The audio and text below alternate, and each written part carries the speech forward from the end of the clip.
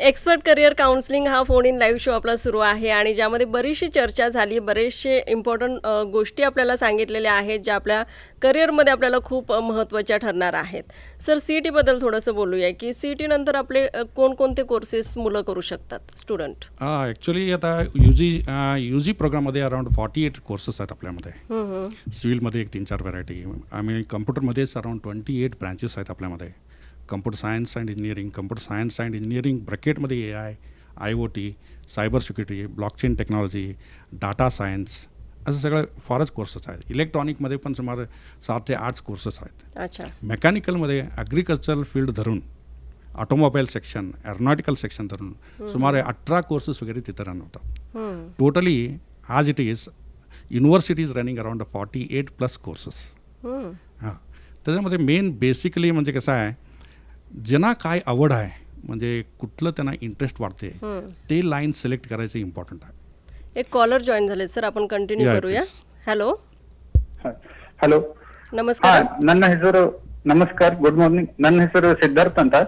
ಹಾ ಸಿದ್ಧಾರ್ಥ್, ನನ್ನ ಪ್ರಶ್ನೆ ಏನಂದ್ರೆ, ಇದು ಇತ್ತೀಚಿನ ದಿನಗಳಲ್ಲಿ AI ಟೆಕ್ನಾಲಜಿ ಜಾಸ್ತಿ ಆಗ್ತಾ ಇದೆ, ಅದರಿಂದ ಜಾಬಿಗೆ ಏನಾದ್ರೂ ಮುಂದೆ ಪ್ರಾಬ್ಲಮ್ಸ್ ಇದೆಯಾ ಆ ಥರ? ಇಲ್ಲ, AI ಒಂದು ಅದನ್ನು ಮೇನ್ ಅಂತಂದರೆ ಒಂದು ರೀಸೆಂಟಾಗಿ ಇವತ್ತಿನ ಪೇಪರ್ ಅಥವಾ ನಿನ್ನೆ ಪೇಪರಲ್ಲಿ ಬಂದಿದೆ. AI ಇದ್ದು it is not going to replace the human presence completely replace ಮಾಡಲಿಕ್ಕೆ ಆಗಲ್ಲ. ಆವಾಗ ಈ ಕಂಪ್ಯೂಟರ್ ಸೈನ್ಸು ಅಥವಾ ಇಂಜಿನಿಯರಿಂಗ್ ಕೋರ್ಸ್ ಸ್ಟಡಿ ಮಾಡೋರು ಕಂಪ್ಯೂಟರ್ ಸೈನ್ಸ್ ಸ್ಟ್ರಕ್ಚರ್ ಡಿಸೈನ್ ಮಾಡೋ ಇಂಜಿನಿಯರ್ ಹಾಕಾರ ಹೊರತು ಬರೀ AI ನಮ್ಮ ರಿಪ್ಲೇಸ್ ಆಕೈತೆ ಅಂತ ಅನ್ಲಿಕ್ಕೆ ಆಗೋಲ್ಲ. AI ಯುಟಿಲೈಸ್ ಮಾಡಿಕೊಂಡು ಟೋಟಲ್ ಸ್ಟ್ರಕ್ಚರ್ ಡಿಸೈನ್ ಮಾಡೋವಂಥ ಇಂಜಿನಿಯರ್ಗಳು ಬೇಕಾಕಾರ ಅವಾಗ. ಹೀಗಾಗಿ ಸ್ವಲ್ಪ ಮಟ್ಟಿಗೆ ವೇರಿಯೇಷನ್ ಆಗ್ಬೋದು. ಕೆಲವೊಂದರಲ್ಲಿ ಏನಾಗುತ್ತೆ, ಈಗ ಲೋವರ್ ಲೆವೆಲ್ ಜಾಬ್ದಲ್ಲಿ AIದಿಂದಾಗಿ ಕೆಲವೊಂದು ನಂಬರ್ಗಳು ಕಮ್ಮಿ ಮಾಡ್ಬೋದಾಗ್ಬೋದು, ಹೆಚ್ಚಿಗೆ ಆಗ್ಬೋದು. ಕೆಲವರು 3 ಜನ ಮಾಡುವಂಥ ಕೆಲಸ ಒಬ್ಬರೇ ಮಾಡುವಂಥ ಎಕ್ಸ್ಪರ್ಟೈಸೇಷನ್ AIದಿಂದ ಪಡಿಬೋದು. ಆದರೆ ಅದಕ್ಕಿಂತ ಹೆಚ್ಚಿಗೆ ಅಂತಂದರೆ ಕಂಪ್ಯೂಟರ್ ಸ್ಟ್ರಕ್ಚರ್ ಡಿಸೈನ್ ಮಾಡಿಕೊಂಡು ಅಂದರೆ AI ಹಿಡ್ಕೊಂಡು ಮಾಡೋರು ಬೇಕಾಗುತ್ತೆ ಇನ್ನು ಫ್ಯೂಚರಲ್ಲಿ. ಅದು ಇವತ್ತಿನ ಪೇಪರ್ದಲ್ಲೇ ಬಂದಿತ್ತು, ನಾನು ಬೆಳಿಗ್ಗೆ ಬರಬೇಕಾದ್ರೆ ಓದಿದ್ದೆ. ಆ ರೀತಿ AI ಕಂಪ್ಲೀಟ್ಲಿ ರಿಪ್ಲೇಸ್ ಮಾಡೋಕ್ಕಾಗಲ್ಲ, ಬಟ್ ಅದನ್ನು ಯುಟಿಲೈಸ್ ಮಾಡಿಕೊಂಡು how fast and how accurate. ಈಗ ಅದು ಒಂಥರ ಟೂಲ್ ಇದ್ದಂಗೆ. ನಮಗೆ ಟೂಲದ ಬಗ್ಗೆ ನಾಲೆಜ್ ಚೆನ್ನಾಗಿತ್ತಂದರೆ ಅದನ್ನು ಯುಟಿಲೈಸ್ ಮಾಡಿಕೊಂಡು ನಾವು ಒಂದು ಚೆನ್ನಾಗಿ ಕಾರಿಗಾರ ಅದರಲ್ಲಿ ಒಂದು ಪ್ರಾಡಕ್ಟನ್ನು ನಾವು ಪ್ರೊಡ್ಯೂಸ್ ಮಾಡ್ಬೋದು. ಇಲ್ಲದಿದ್ದರೆ ನಮಗೆ ಅದನ್ನು ಯುಟಿಲೈಸ್ ಮಾಡಲಿಕ್ಕಾಗಲ್ಲ. ಅದರ ಟೂಲ್ ಬಗ್ಗೆನೇ ನಾಲೆಜ್ ಇರಲಿಲ್ಲ ಅಂದರೆ ನಮಗೇನು ಯುಟಿಲೈಸ್ ಮಾಡಲಿಕ್ಕಾಗಲ್ಲ. ಅದಕ್ಕೆ AI ಟೂಲು ಯಾರು ಎಕ್ಸ್ಪರ್ಟೈಸೇಷನ್ ಮಾಡ್ಕೋತಾರೆ ಅವ್ರ ಕರಿಯರ್ಗಂತೂ ಡೆಫಿನೆಟ್ಲಿ ಹೆಲ್ಪ್ ಆಗೇ ಆಗುತ್ತೆ अँड देअर एक्झिस्टन्स इथे येते. थँक्यू सो मच कॉल केल्याबद्दल. आणि तुम्हालाही असे काही प्रश्न विचारायचे असतील तर कॉल करा. हॉटलाईन नंबर आहे 9019904904. सर, आपण CET-बद्दल बोलत होतो, त्यासोबत बऱ्याचदा असं होतं की फर्स्ट फेरी संपते आणि मग आपल्याला कॉलेज भेटत नाही, मग थोडी नर्वस होतात मुलं. मग अशा वेळी काय आपण ॲडवाईस करू? मेन म्हणजे मॅडम, पहिला त्यांचं काय जे रँकिंग आले असते, CETचं रँक आले असते ते असून दे, जरा जास्त रँक आला असणार, नंबर जास्त आले असणार किंवा हायर रँक म्हणजे एकदम कमी नंबर आले असणार, त्याला डिसअपॉइंट न होता मेन काय म्हणजे त्यांनी फक्त कुठल्या कॉलेजमध्ये आपल्याला हे मिळू शकते फील्ड, कुठल्या कॉलेजमध्ये कुठलं कोर्स कट ऑफ आहे. पहिला फर्स्ट कोर्सबद्दल त्यांनी विचार करावा.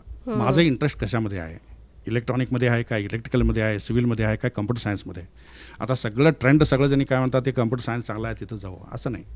माझं आवड काय आहे, माझे ॲबिलिटी काय आहे, माझा लॉजिक सेन्स जास्त असलं तर ओके कम्प्युटर सायन्स करू, मॅथमॅटिकल स्किल जास्त असलं तर डेफिनेटली मी कोर्स ब्रांचेस वगैरे घेऊ शकतो. ते फक्त पहिल्यांदा अंडरस्टँड करून घेऊन त्यांनी चॉईस करावा.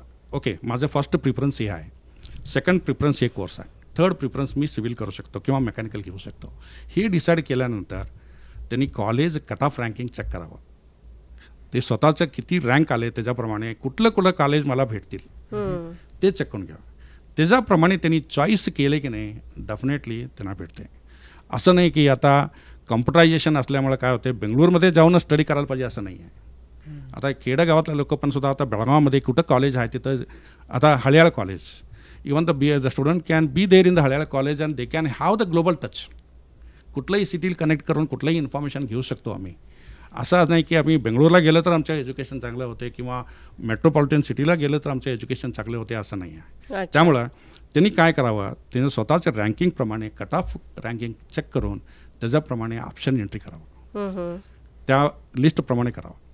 नाहीतर काय त्यांना आवड असलेलं आहे, त्यांचं रँकिंग आहे, त्यांनी ते लास्ट नंबर घातले म्हणून समजा, मग वरचे कुठलंही कॉलेज भेटत नाही त्यांना. त्याचं रँकिंगच्या लिस्टप्रमाणे त्यांनी हे करत जायला पाहिजे.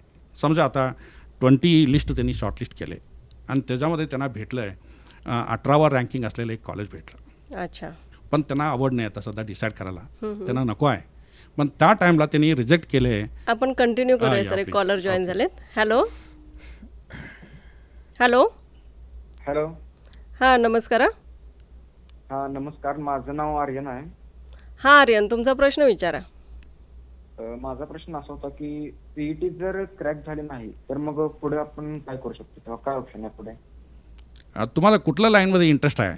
आता इंजिनिअरिंग करायची विचार असता तुम्ही, कुठलं ब्रँच तुम्हाला मनात आहे? सिव्हिल इंजिनिअरिंग वगैरे आहे.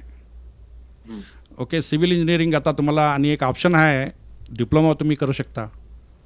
आणि सिव्हिल इंजिनिअरिंग तुम्ही सीईटी क्रॅक नाही झालं तर सुद्धा काही कॉलेजमध्ये मॅनेजमेंट कोटा म्हणून असतात, तिथं पण तुम्ही जाऊ शकता.